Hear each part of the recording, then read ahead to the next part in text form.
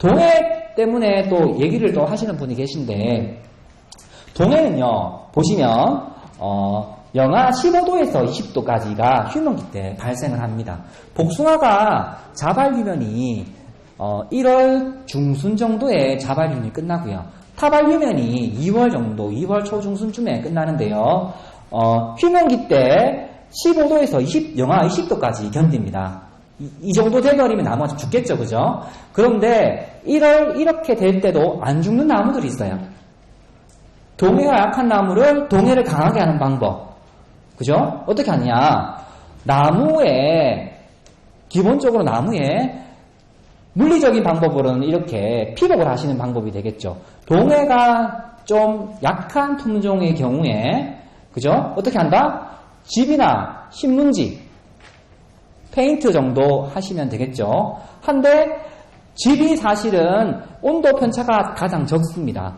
동해는 언제 많이 걸리냐면, 절대적인 온도가 떨어질 때, 실제 온도가 15도 이하로 떨어지면서 전국적으로 경산이 15도, 마이너스 17도 정도 이상 떨어질 때 많이 생기고요. 두 번째 많이 생기는 때가 낮에 좀 따뜻했다가 2월 달에 갑자기 저녁에 확 온도가 떨어집니다. 그럴 때 동해가 많이 생깁니다. 왜? 온도 편차 때문입니다. 복숭아에서 이 안에 탄수화물이 있고요. 이 안에 이제 설탕이라 해서 이 설탕이 바뀌면서 이것이 동해를 견디게 합니다. 우리가 젓갈을 냉동실에 놓으면 젓갈이 어는가요? 안 어는가요? 안 얼죠. 젓갈이 어떤가요? 소금 성분이죠. 소금 성분은 안 옵니다. 설탕도 마찬가지죠. 그죠? 포도당이 설탕으로 복숭아가 양분을 이동하는 형태는 설탕입니다. 나무에서 간단하게 말씀드리면 이 설탕이라는 게 있고요. 전분이라는 게 있는데 동해가 온도가 조금 추워진다고 하면 설탕 형태로 나무가 바뀝니다. 나무 몸속에서. 그러면 동해를 견디겠죠. 그러다가 다시 온도가 올라가면 설탕에서 탄수화물로 바뀝니다. 대사작용이 그렇게 됩니다. 그런데 만약 이제 탄수화물 양이 적으면 이게 절대적인 양이 적기 때문에 동해가 걸리는 거고요. 그게 영하 15도에서 20도입니다. 그죠? 그래서 수세를 좀 안정적으로 관리하면 그러면 탄수화물이 좀 농도가 있기 때문에 덜 걸리는 거고요. 그리고 방금 말한 것처럼 온도 편차가 많으면 나무가 한 번에 이게 바뀌기가 힘들어요. 하기 때문에 동해가 덜 걸린다고 보셔야 돼요. 그래서 온도 편차가 적어야지 동해가 덜 걸립니다. 그렇게 하려면 신문지 계통이 더 나와 있는 데이터로는 제일 효과적이고요. 그 중에서도 집이 제일 효과적이고 안 되면 신문지를 하셔도 그게 무리는 없다. 그 정도로 보시면 되겠습니다. 그래서 동해가 걸리는 부분은 햇빛이 잘 비치는 남쪽 방향에 많이 걸리고요. 예방을 하기 위해서는 피복을 하시는데 남쪽 방향은 반드시 피복을 하셔야 되겠죠. 그리고 1m 하단 쪽에서 동해가 또 많이 걸리고요. 낮은 온도가 정체되는 부분이죠, 거기가. 그래서 피복을 하실 때는 하단 피복을 하시고 기본적으로 동해를 안 걸리게 하시려면 나무를 단단하게 키우는데 퇴비 많이 하시고 강수세를 키우지 말고 퇴비 양은 줄이시되 광합성은 겨울철 전까지 잎이 단풍이 될 정도로 나무를 조금은 탄수화물을 올릴 수 있는 형태로 관리를 하시라는 거. 그죠? 그렇게 하시면 동해에 좀 더 강하겠습니다. 그리고 마지막 모터를 잠글 때 우리가 관수 배부를 잠그죠. 겨울철에 원다고. 그럴 때 물을 한번 푹 퍼셔서 어느 정도는 땅에 물기를 두시는 거. 그죠? 그게 동해를 예방하는 방법이 되겠습니다. 마지막에 얼기 전에 충분한 관수. 그것들이 이제 맞물려서 동해를 예방합니다. 특히 사질토는 관수를 좀 충분히 하시고 만약 겨울철에도 춥다고 하면 겨울철에도 땅이 건조하다고 하면 물을 풀 수 있는 조건이면 물을 푸시는 게 좋겠죠. 예. 해서 물을 푸시고 온다고 하시고 한데 실제는 물을 푸시고 얼어도 문제가 안 됩니다. 연못에 보시면 위에 사르르니 끼면 하단부에 고기가 다니잖아요. 차라리 덜 춥습니다, 밑에는. 네, 그렇다고 보시면 되기 때문에 물 푸시는 것도 하나의 방법이 되겠습니다. 그리고 중요한 것은 병해충, 과다 결실 안 되게 적정한 시비하는 거, 그죠? 이런 것들이 다 연결됩니다. 탄수화물을 올릴 수 있는 방법하고 다 연결됩니다. 모든 것이 다 연결됩니다. 자, 그리고 세균성 구멍병인데요. 세균성 구멍병은 잎에는 수침상의 반점, 갈변하고 갈색부에 탈락하고요. 과실에는 반점이 생기고 움푹 들어가고, 특히 바람이 많이 불 때, 비가 많이 올 때, 그렇죠. 많이 전염이 되죠. 그죠? 그리고 질소가다, 척박한 토양에서 발생이 많죠.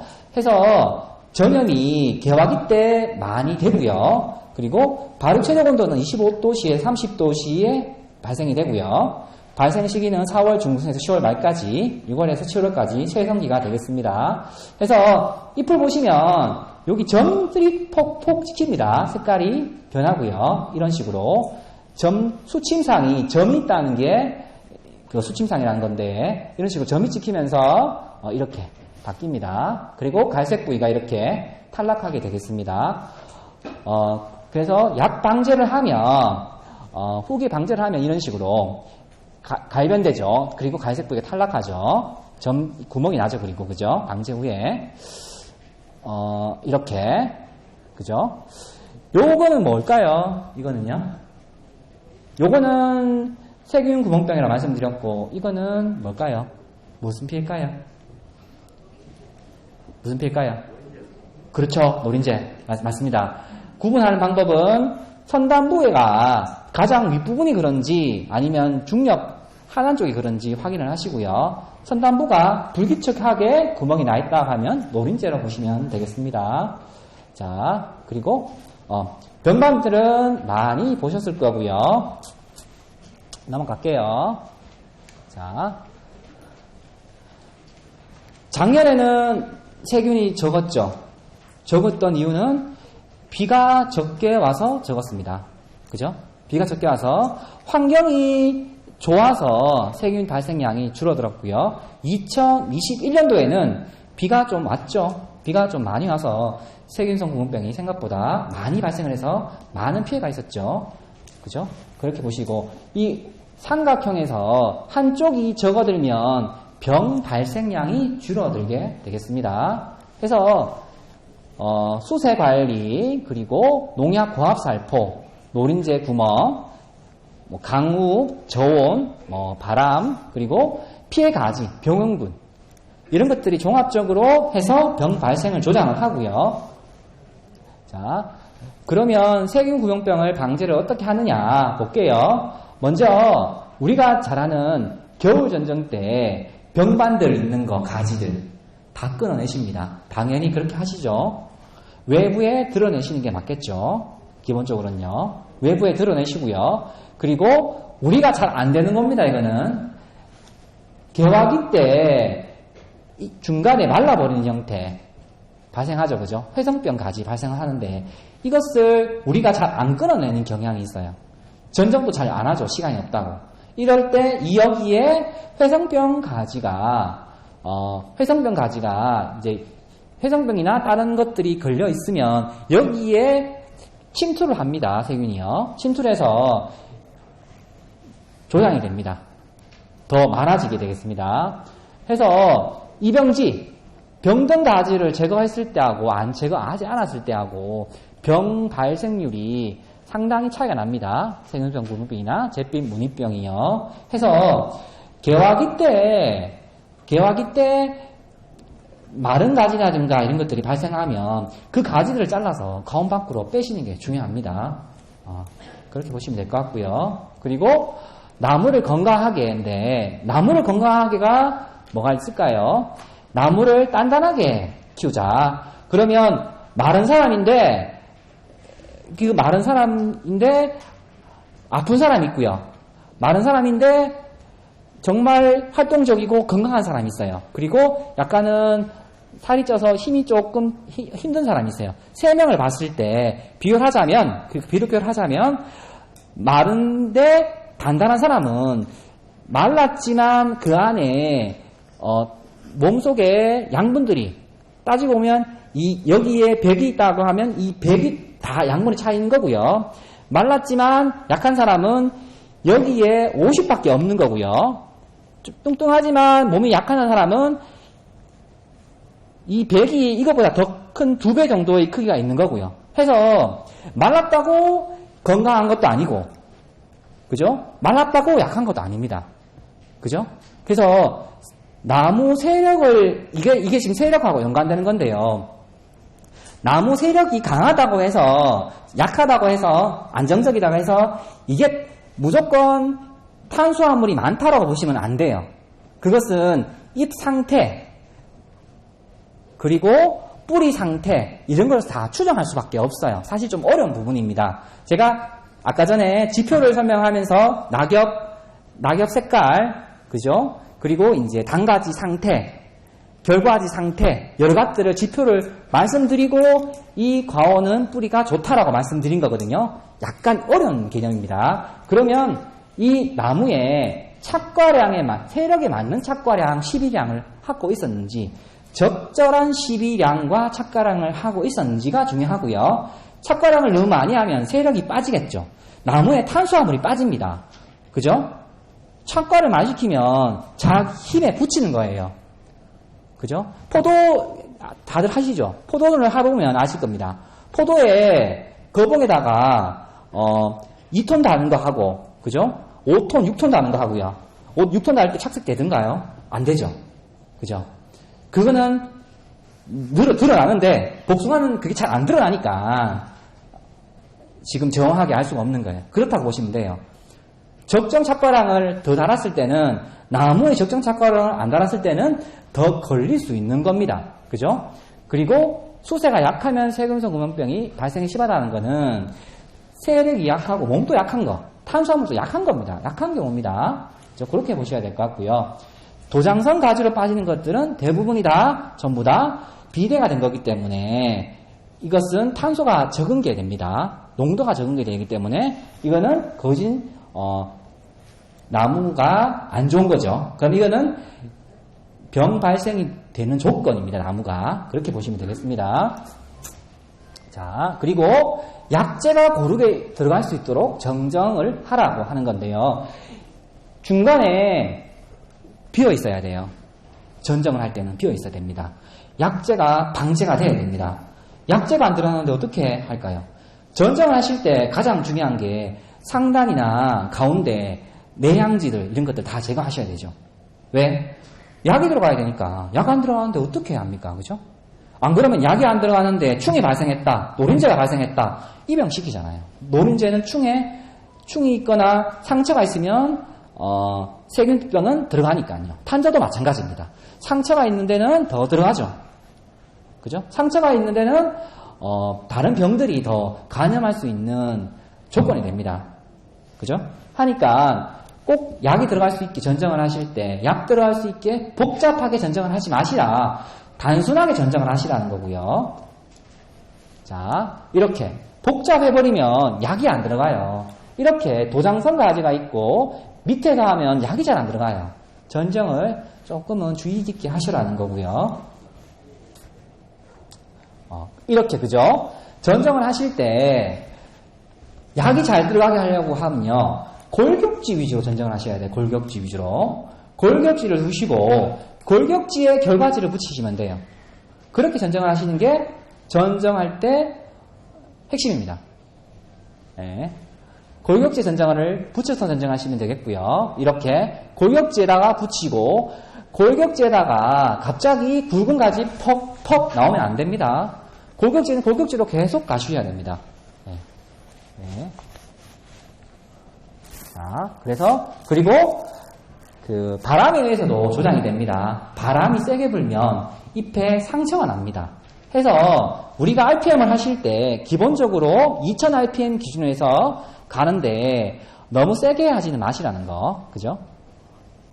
해서 고압이 돼버리면 이제 문제가 되기 때문에 중압이나 저압 정도로 하시는데, 그래 되면 여기서 또 문제가 발생합니다. 뭐냐? 나무 제식 거리가 또 문제가 발생을 해요.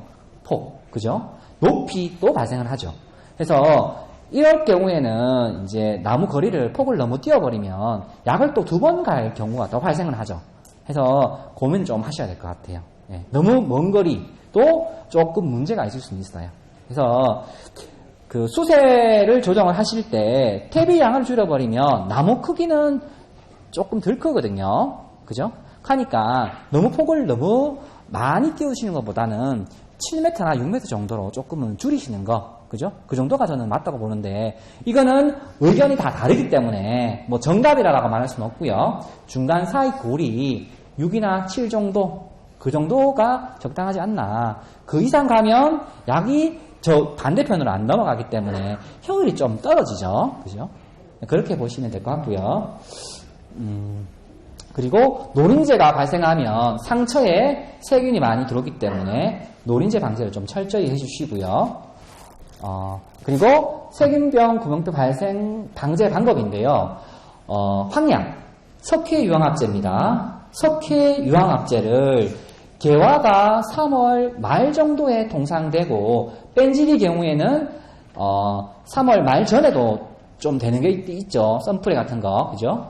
그러면 개화 전에 석회유황합제를 살포를 하셔야 돼요. 그런데 개화가 좀 빨리 되는 품종 계통은 3월 초순 정도에 방제를 하시고요. 늦은 경우에는 3월 중순 정도, 털복숭아 계통은 한 3월 중순 정도 해도 크게 문제가 없죠. 근데 순이 빨리 터지는 것들은 좀 일찍 방제를 하셔야 되겠습니다.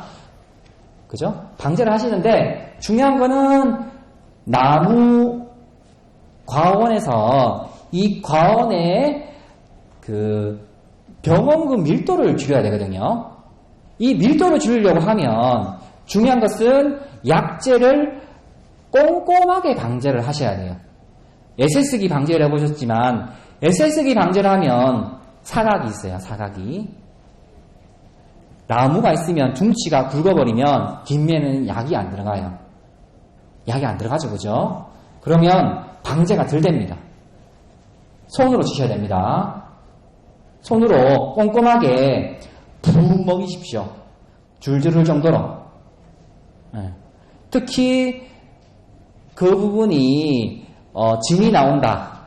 그죠? 그럴 때는 더 푹 먹이시고요. 그 부분 위주로 더 먹이시고요. 다른 부분에는 뒤쪽까지도 꼼꼼하게 살포를 하시면 되겠죠. 전정하시고 하셔야 되겠죠. 그죠? 예.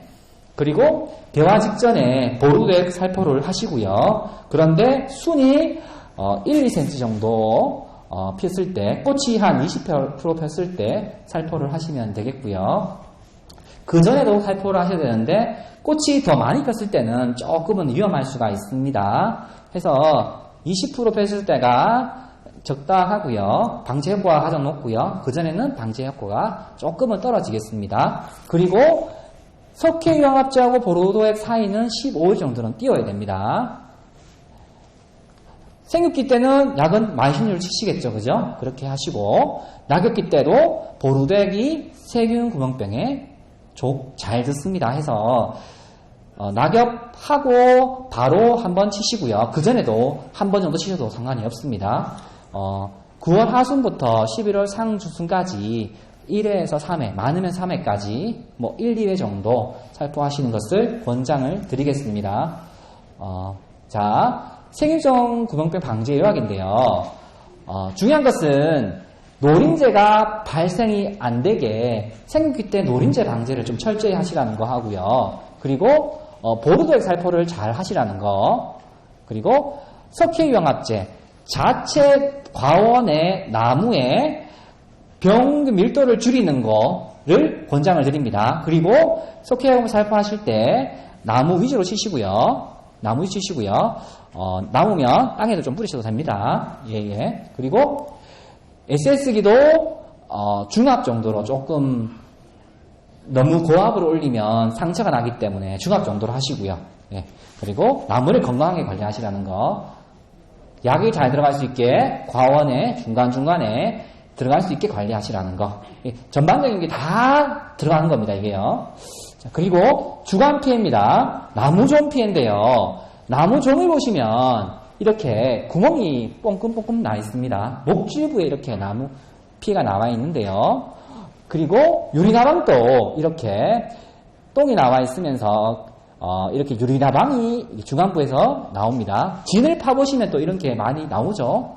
특히 언제 많이 나오냐 하면 3월 말에서 4월 초 사이에 이걸 볼 수가 있는데요. 이 시기가 방제 적기입니다.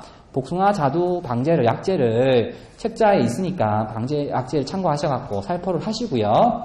통상은 배부식품 무기를 등짐 치고 살포를 하시면 되겠고요. 그리고 이 시기에 나무 둥치 위주로 살포를 하시는 거예요. 나무 좀이나 그런 발생되어 있는 거, 진이 나와 있는 부분을 모르시겠으면 그 부분 위주로 살포를 하시는 거예요. 황약도 황을 다 치시고, 그리고 남으면 나무 주위 중에 특히 진이 나오거나 똥이 남아 있거나 그게 안 된다면 그 부분에다가 황약을 듬뿍 먹이는 겁니다. 그죠? 이해되시죠? 자, 이렇게 진이 남아 있다. 수지가 나와 있다. 이렇게 병충이 나와 있다. 이 부분 위주로 농약의 경우에는 3월 말에서 4월 초, 황약의 경우에는 3월 초라든가 이때, 그죠? 이해되시죠? 그죠? 이해되시죠? 조금 다릅니다. 그죠? 시기는 조금 다르죠? 그래서 그 시기에 맞춰서 살포를 하시라. 석회유황합제는 살균, 살충 효과가 다 있죠. 하시니까 그렇게 하시면 방제 효과가 있겠고요. 깍지벌레, 원래 깍지벌레 많았죠. 그죠? 피해가 많았는데요. 깍지벌레 사실 방제가 힘듭니다. 이 깍지벌레는 1년에 1에서 3세대 정도 발생을 하고요. 특성이 조금 달라요. 이것은 수컷하고 암컷이 구분되고요. 수컷은 날아다니고요. 암컷은 기어다닙니다. 나무에서 가까운 곳밖에 못 가요. 특성이 그렇습니다. 그러면 나무에서 밀도를 줄이려면 어떻게 하면 됩니까? 멀리 못 날아가니까 피해 부위가 가까이에 있어요. 그죠? 그럼 거기에 집중적으로 약재를 방제하면 되겠죠. 그래서 약재를 방제할 때는 기계유제를 치면 세력이 떨어집니다.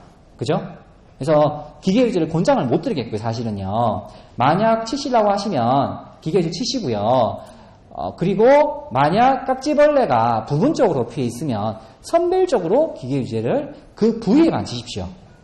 만약 심할 때 말씀드리는 거예요. 그리고 이제 기계유제도 사실은 효과가 가장 좋겠죠. 근데 약해 우려가 있기 때문에 말씀을 드린 거고요. 심하다 하시면 선별적으로 2월 중하순경에 살포를 하시는데 요거는 이제 그 농약방에 문의를 하셔갖고 하시고요. 그리고 석회유황합제는 3월 초중순에 깍지벌레가 많이 나오는 부분 위주로 듬뿍 먹이시는 것도 효과가 있습니다. 살충, 살균 효과, 석회유황합제 효과가 있으니까요. 그죠? 하니까 그렇게 해도 효과가 있습니다. 그 대신 봄의 수를 조금 올려야 되겠죠. 그죠? 해서 그 대신 석회유황합제는 직접 농가에 꼬시는 게 사실은 효과가 더 좋겠죠. 예, 사시는 것보다. 직접 업체에 사시는 것들은 그 업체 쪽에서 문의하셔갖고 그 양량을 얘기를 하셔갖고 하시고요. 그리고 전문 약재는 5월 상순경에 방제를 하시고 7월 상순, 8월 중하순에 방제를 하시면 되겠습니다. 다 깍지벌레 피해입니다, 이게. 그죠? 네. 자, 그리고 응애. 작년에 응애 많이 나왔죠. 응애는 어떤가요? 응애는 특성이 고온기 때, 7, 8월 고온기 때인데요. 작년에는 조금 더 빨리 많이 나왔죠. 왜? 고온이 빨리 맞췄잖아요. 그죠? 해서 빨리 갑니다. 30도에서 35도씨에서는요, 아래 성충까지 5에서 7일밖에 안 걸립니다. 상당히 텀이 짧아요. 온도가 떨어지면 9에서 14일. 그죠? 온도에 따라서 발생 양이 달라요. 근데 이거는 어떻게 한다? 이거는 거미줄입니다. 날아다닙니다. 바람 타고 날아다닐 수 있고요. 풀 속에 송상 많죠. 그죠? 그리고 이 특성이 알에서 유충, 유충에서 전약충, 전약충에서 후약충, 후약중의 성충 이 사이에 휴식이라고 해서 탈피를 합니다. 탈피를 할 때는 약을 쳐봤자 껍데기를 안고 있으니까 약이 안 들어가요. 안 죽어요. 예. 그러니까 약을 한번 살포해서는 살포 효과가 100% 방제가 안 되고요. 이제 3일 간격으로 한 2번 정도 살포하셔야지 방제 효과가 조금 올라가겠습니다. 그리고 심하면 또 방제 추가 여부를 확인하셔야 되겠고요. 자, 그리고 갈색나비 매미충입니다. 갈색나비 매미충은 결과지를 보시면 이렇게 결과지에 산란을 해놨습니다. 지금 많이 보일 겁니다. 거운해요. 지금 이게 돌반해충인데요. 상당히 많고요. 이것은 방제는 이런 결과지가 있으면 이 결과지를 잘라서 땅에 떨어뜨려도 되죠, 그죠? 그런데 거기에도 뭐 병들은 붙을 수가 있겠죠. 그런데 떨어뜨리면 어떻다? 이 즙액을 빨아먹는 성질이 있어서 갈색나비 매미충은 다 죽습니다. 참고로 그렇게 말씀드리고요. 방제 방법은 책자를 참고하시고요. 자, 그리고 선녀벌레도 크게 약이 좀 잘 드는 편이죠. 이건 참고하시고요.